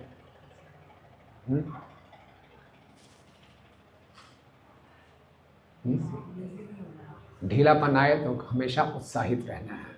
ओके, ढीलापन नहीं आना देना। हमने भी चर्चा की कि ढीलापन के क्या क्या कारण हो सकते हैं। फिर आगे कौन आई थी, फिर सुरसा। सुरसा किस में अड़चन दिखा रही है, हमारी सेवा में। सेवा में हम स्पर्धा होती है, मिथ्या अहंकार हो जाता है कि मैं सबसे उत्तम हूँ। तो उसके लिए क्या हमें हनुमान जी क्या सिखा रहे हैं कि हम विनम्र बने, विनम्र बन जाए। हमें लड़ाई झगड़े में नहीं फंसना फालतू के। हमें ये सिद्ध नहीं करना कि मैं आपसे बेहतर हूँ, कंपटीशन नहीं करना, कॉपरेट करना है। फिर तीसरी कौन आई, सिन्निका। सिन्निका किसमें अड़चन दिखाती है, हमारे संबंधों में। भक्तों के साथ संबंधों में हमें क्रिटिकल मेंटेलिटी नहीं रखनी चाहिए। दूसरों की बुराइयों पे ध्यान ना देके उसकी अच्छाइयों पे ध्यान दें। और चौथी अड़चन कौन सी थी, लंकिनी। वो क्या है, हमारे प्रचार में। प्रचार हम शुरू करेंगे, निश्चित रूप से तकलीफ़ें आएंगी, बहुत सी तकलीफ़ें आएंगी, लेकिन हमें निडर रहना चाहिए। हम पुस्तक वितरण में जाते हैं, कितनी प्रकार की बाधाएं आती हैं, क्यों, देवहरि को, लेकिन हम निडर रहेंगे तो अच्छा पुस्तक वितरण करेंगे, प्रचार करेंगे। तो ये अभय प्राप्त होगा अपने, जितने हम शुद्ध रहेंगे, जितने अच्छे ढंग से हम साधना करेंगे। तो आज हनुमान जी से हम प्रार्थना कर सकते हैं। हनुमान जी हमें सिखा रहे हैं कि जितनी भी समस्याएं आए, हमें समस्या कॉन्शियस नहीं होना, हमें कृष्णा कॉन्शियस होना है।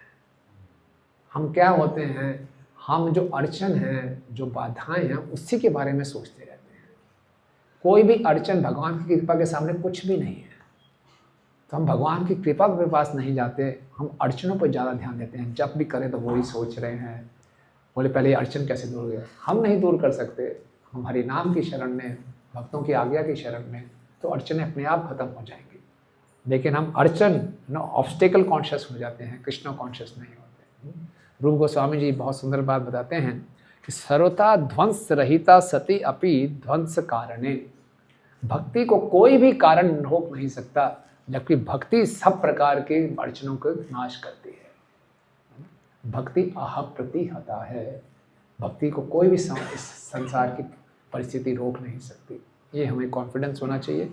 और जो समस्याएं आएंगी हमारे जीवन में, उन समस्याओं को इतना बड़ा महत्व ना दें कि उन समस्याओं के बारे में सोचते रहे, समाधान के बारे में सोचें। और समाधान एक ही है कि हरे कृष्णा, हम भगवान की शरण ग्रहण करें। जितनी समस्याएं आएँ उतनी हमारी जो शरणागति वो तीव्र हो जानी चाहिए। और हमेशा हम गोल पे फोकस रहे, मिशन कॉन्शियस रहें। मिशन को पूरा करना है तो छोटी छोटी बातों में उलझेंगे नहीं। हम देखते हैं ये गुण परम पूज्य गोपाल कृष्ण महाराज में बहुत विशेष होने देखते थे। बड़ी से बड़ी समस्या में भी वो गोल पर फोकस रहते थे। किसी भी भक्त में बड़ी से बड़ी कमी भी क्यों ना हो, कैसे इसको सेवा में लगाना है, कि मिशन को कैसे पूरा करना है, इस पर वो पूरे केंद्रित रहते थे। तो यही हमें अपने जीवन में उतारने का प्रयास करना चाहिए। हरे कृष्णा। किसी का कोई प्रश्न या टिप्पणी है, क्वेश्चंस, कमेंट्स? महाराज जी का 5 पॉइंट्स आपने, हाँ, उसमें से एक पॉइंट आपने बताया कि गुरु और कृष्ण के ऊपर मतलब निर्भर। व्यवहारिक रूप से जो फुल टाइम डिवोटीज है वो तो चाहे ना चाहे निर्भर रहते हैं हर चीज़ को लेकर, परंतु जो गृही है तो वो कैसे इस चीज़ को। अच्छा प्रश्न है। तो ये पूछ रहे हैं कि गुरु और कृष्ण पर निर्भर रहना। तो जो ब्रह्मचारी डिवोटी है उनको रहना पड़ता है, लेकिन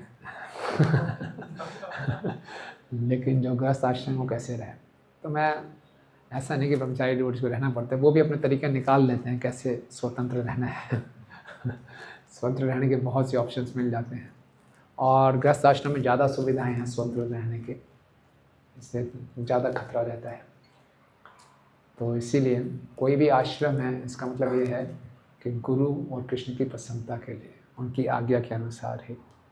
तो गृहस्थ आश्रम में सुविधाएं ज़्यादा होती हैं, मिल सकती हैं कि हम और स्वतंत्र हो जाएं, और हमारे पास कई प्रकार के कारण भी हो सकते हैं स्वतंत्र रहने के, लेकिन भक्त को ईमानदार होना चाहिए, और जितना मेरे हिसाब से जीवन को सरल रखेंगे और ट्रांसपेरेंट रहेंगे, उतना फिर हम डिपेंडेंट रह सकते हैं।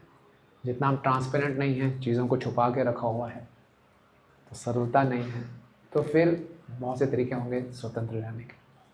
लेकिन हम ट्रांसपेरेंट रहेंगे, सरल रहेंगे, तो फिर आसान रहेगा हमारे लिए निर्भर रहना।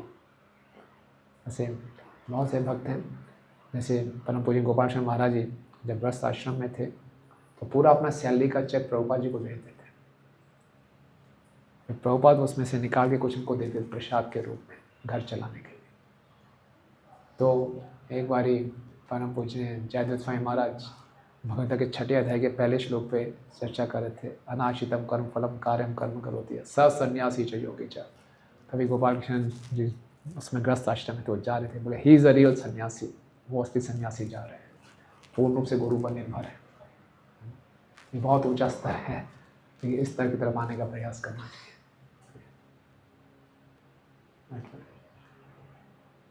एक और छोटा सा जिक्र था, जैसे कि हम कोई गलती करते हैं, तो कोई प्रभु है यानी कोई सीनियर है, हमको सिखाना चाहते हैं, तो हमेशा हमारे गलतियों के ऊपर वो मतलब इंगित करते हैं, और हम सुधरना चाहते हैं और वो आगे बढ़ना चाहते हैं, मगर वो हमेशा हमको याद दिलाते हैं कि तुम ये किया, तुम ये किया, तुम ये कर रहे हो, तुम ये कर रहे हो, तुम ये कर रहे हो।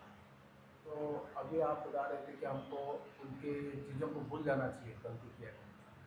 तो मैं गलती कर रहा हूँ, परंतु कोई उसको याद रख रहा है, तो उस समय तो मेरा क्या भावना होना चाहिए, वो अगर इस प्रकार से हमें, जैसे मैं सोचता था, प्रभु जी ने आपको बताया भूलना चाहिए गलतियों को, आगे बढ़ने देना चाहिए हमको, ये भाव होना चाहिए कि क्या है, क्या भाव?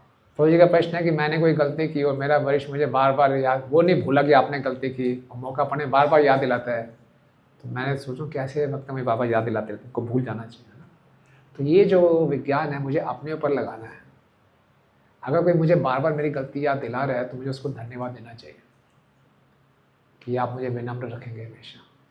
हमें अपनी गलती कभी नहीं भूलनी चाहिए। यही तरीका है कि उसको हम रिपीट नहीं करेंगे। हमें दूसरों के साथ ये नहीं करना, कोई मुझे याद दिला रहा है तो इन्हें भी एक तरीके से धन्यवाद है कि आप मेरे को याद दिलाते हैं कि मुझे यस अपनी औकात नहीं भूलूंगा, मैं मुझसे वो गलती हुई थी, मैं उसको याद रखूँगा। लेकिन जब मैं दूसरों से डील कर रहा हूँ तो मुझे फिर भी भक्त को कभी कभी गलती याद दिलानी पड़ती है, हमें देखें उसके भलाई के लिए कि आप पहली गलती भूल के फिर दोबारा से वो गलती करने जा रहे हैं, उसको याद दिला सकते हैं। लेकिन सब निर्भर करता है हमारी मंशा क्या है, इंटेंशन क्या है। इंटेंशन उसको तोड़ने की नहीं होनी चाहिए, उसको जोड़ने की होनी चाहिए। लेकिन कोई हमारे साथ ऐसा व्यवहार करे उसको तो हम बदल नहीं सकते, लेकिन उसके इस व्यवहार को हम पॉजिटिव तरीके से ले सकते हैं कि वो हमें याद दिला रहा, अच्छी बात है, हम कभी भूलेंगे नहीं अपनी गलती को। हमारा उत्साह उससे डाउन हो जाए, हम उत्साह को डाउन ना करें, हम ये रखें कि ठीक है हम सावधान रहेंगे, ये गलती हमें याद दिलाएगी, हम हमेशा सावधान रहें, उसको इस ढंग से दें। लेकिन हम जब दूसरे को फीडबैक दें तो ऐसा ना दें दूसरे का उत्साह डाउन। अब वो जो फीडबैक दें उसको हम कंट्रोल तो कर नहीं सकते, हम तो अपने को ही बदल सकते हैं। और किसी का प्रश्न या टिप्पणी है? 5 पॉइंट्स में आपने बताया कि इतना सम्मान देने की भावना बढ़ रही है, अपने एक्सपेक्ट नहीं कर रहे सम्मान। हाँ, इसमें तो बहुत कठिन लगता है कि अगर सम्मान ना हो, उचित सम्मान ना हो, गलत, उसमें नॉर्मल नहीं रह पा रहे। हाँ सही बात है, उचित सम्मान ना मिले तो हम नॉर्मल नहीं रह पाते, तो जब तक नॉर्मल नहीं होंगे तो यहीं रहेंगे। कई जन्मों से हमें नॉर्मल नहीं लग रहा है, तो इसीलिए यही है। इसीलिए जो ये परिस्थितियाँ आती हैं, ये भगवान हमें टेस्ट कर रहे हैं। भक्ति सिद्धांत से ठाकुर बताते हैं ये पूरा भौतिक जगत है, ये लेबोरेटरी के समान है। हम सबको यहाँ टेस्ट किया जा रहा है।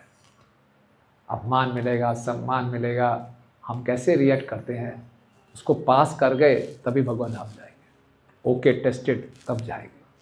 जब तक फिर बुरा लग गया, चलो एक और ट्रेनिंग, अभी ट्रेनिंग चलेगी, ट्रेनिंग एक्सटेंड होती जा रही है हमारी, ठीक है ना।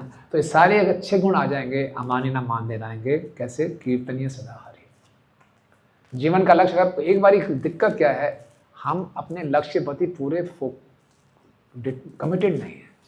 एक बार जीवन का लक्ष्य है कि भैया ये प्रेम पाना है, तो क्या मान क्या सम्मान कोई फर्क नहीं पड़ेगा। मैं गुरु महाराज के पास गया, महाराज मेरी बहुत इंसल्ट कर दी उन्होंने। भाई बोले सो व्हाट, खत्म करा। मैं इतना उत्तेजित होकर गया था, मैं भरा हुआ था इतना, बड़ा मिसबिहेव किया महाराज, इंसल्टेड नहीं, सो व्हाट, खत्म बात, वहीं खत्म। सो व्हाट, क्यों हम अपने आप को इतना गंभीरता से लेते हैं, इतना सीरियसली लेते हैं? जितना अपने आप को सीरियसली लेंगे तो रोते ही रहेंगे। तो अपने आप को इतना सीरियस नहीं लेना चाहिए, तो अपने आप वो इच्छा खत्म होगी। खूब दूसरों का गुणगान करने का प्रयास करें। ये कहना आसान है, लेकिन इसी की प्रैक्टिस करनी है। फेल होंगे, पास होंगे, बार बार प्रयास करेंगे, लेकिन जब तक ये इच्छा बनी रहेगी, प्रभुपाद जी लिख रहे हैं भगवद्गीता 15.5 में, those who expect respect can not surrender. जो आदर की भावना रखते हैं वो कभी शरणागत नहीं हो सकते। हाँ? तो इससे तो ऊपर उठना ही है। निर्मान मोह जित संग, मान से मुक्त होना पड़ेगा, तभी आगे बढ़ेगा।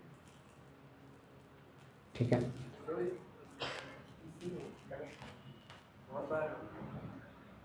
प्रचार करते हैं और प्रचार में लोग जुड़ते हैं, कहा जाता है कि अरे एटलीस्ट सेल्फ रिस्पेक्ट करो, तो इतनी नम्रता मत दिखाओ। जैसे रामायण में भरत महाराज कितने गोवर्धन में प्रवेश करने के लिए राम जी को हिंट नहीं दिया सकते। लखनलाल जी जैसा राम जी ने व्यवहार किया, वो सीता जी के चरण उगाए, ढक के रखा, मजाक उड़ा रखा, प्रवेश नहीं दिया। राम जी बोले मैं सबको प्रणाम नहीं करता, बोले हमारे देवता है तो प्रणाम, बोले मैं सबको प्रणाम नहीं करता। तो लक्ष्मण जी भी प्रणाम नहीं किए, बोले राम जी ने कि भरत जी देखे कि प्रवेश चाहिए भगवान, प्रणाम कर दिए। तो सिया जी की पादुका है, तो मतलब वो वहाँ जुट पाए, उन्होंने सेल्फ रिस्पेक्ट नहीं रखा भरत जी की वहाँ सेवा की बात। तो ऐसा सेल्फ रिस्पेक्ट नहीं रखना ये मतलब उचित है। हमारे लिए सब कुछ वही है कि जो प्रभुपाद जी को प्रसन्न करे वो करने को तैयार है। झुकना झुकेंगे, नहीं झुकना नहीं झुकेंगे, जो प्रभुपाद जी को प्रसन्न करे वो करेंगे। अपना यही स्टैंड है। जो मिशन को आगे बढ़ाएगा उसके लिए कुछ भी करने को तैयार, बस वही सेल्फ रिस्पेक्ट है। और समय हो गया, एक बात बताता हूँ आपको शॉर्ट में। हैदराबाद में एक फार्म था, उसमें भक्तों का पुलिस से झगड़ा हो गया। वहाँ की माफिया को पुलिस सपोर्ट करने लगी, भक्तों से गलती होगी पुलिस से डीलिंग में, तो भक्तों का बड़ा मुश्किल हो गया रहना। परम पूज्य जयप्रदा का महाराज तक बात पहुँची। जयप्रदा का स्वामी महाराज वहाँ पर है, भक्तों से पूछा क्या हुआ। महाराज ने बोला मैं पुलिस ऑफिसर से मिलने जाऊँगा। महाराज जा रहे हैं और पूरे रास्ते में सुनते जा रहे हैं क्या क्या हुआ, बड़े गंभीर हैं। महाराज उतरे, उस समय जब महाराज पूरे स्वस्थ थे, लंबे चौड़े थे एकदम, जीप से नीचे उतरे, सीधा पुलिस ऑफिसर के पास जा रहे हैं। पुलिस ऑफिसर अपने टेबल पे बैठा हुआ है। महाराज ने क्या किया, जाते ही दंडवत प्रणाम कर दिया उसको। पुलिस ऑफिसर कूद पड़ा अपनी सीट से, महाराज इतने बड़े सन्यासी, सीधा फ्लैट। महाराज ने बोला हमसे गलती हुई है, हमें क्षमा कर दें। वो कुछ बोले नहीं पाया, सब कुछ खत्म जिया। बाद में बोला कि आपके भक्तों ने गलत व्यवहार किया था, इसलिए हम ऐसा कर रहे थे, लेकिन अब आपने ऐसा कर दिया, पूरा आपको सपोर्ट मिलेगा। तो महाराज को लगा ऐसी परिस्थिति है, अब एक ही तरीका बचा है, मिशन को बचाना है, प्रभुपाद के इस पूरे फार्म को बचाना है। सब भूल गए, सीधा प्रणाम। तो क्या सेल्फ रिस्पेक्ट, क्या उसमें वो है, वो पता नहीं क्या खाने पीने वाला व्यक्ति, 4 नियम तोड़ने वाले व्यक्ति को इतने बड़े सन्यासी गुरु प्रणाम कर रहे हैं सीधा मिशन की रक्षा के लिए। क्या आप बोलोगे आप सेंटेंस? ठीक है ना? ये yes, sir. तो जी आप जैसे कि लंका में प्रचार करना तो उदाहरण है, प्रचार में जो डिफिकल्टीज आती है तो बीजिंग में डिफिकल्टी आना और हमारे प्रयास में कमी, इन दोनों को कैसे समझना है कि सही में डिफिकल्टी चाह रहे हैं या हमारी कमी है? टीचिंग में डिफ़िकल्टी है, परिस्थिति खराब है कि हमारे प्रयास में कमी है। तो भक्त तो ये सोचेगा मेरे प्रयास में कमी है, उससे वो निराश नहीं होगा, उसको इम्प्रूव करने का प्रयास करता रहेगा। परिस्थिति को जो वो दोष नहीं देगा कि परिस्थिति खराब है, वो नए नए तरीके अपनाने का प्रयास करेगा और लोगों से पूछेगा क्या किया जा सकता है। नहीं फिर भी कुछ नहीं हो रहा तो वरिष्ठ भक्तों की सलाह लेकर हम कुछ दूसरे क्षेत्र में भी जा सकते हैं, क्योंकि हमारे पास शक्ति कम है, रिसोर्सेज कम है, अब एक क्षेत्र से पूरा सही नहीं मिल रहा तो उसी को हम दूसरी जगह ला के ज़्यादा प्राप्त कर सकते हैं। तो ऐसा भी किया जा सकता है, लेकिन पूरा प्रयास करते रहना चाहिए, अपने आप को इम्प्रूव करने का प्रयास करें। ठीक है, आप सब भक्तों का बहुत बहुत धन्यवाद। तीसरा पॉइंट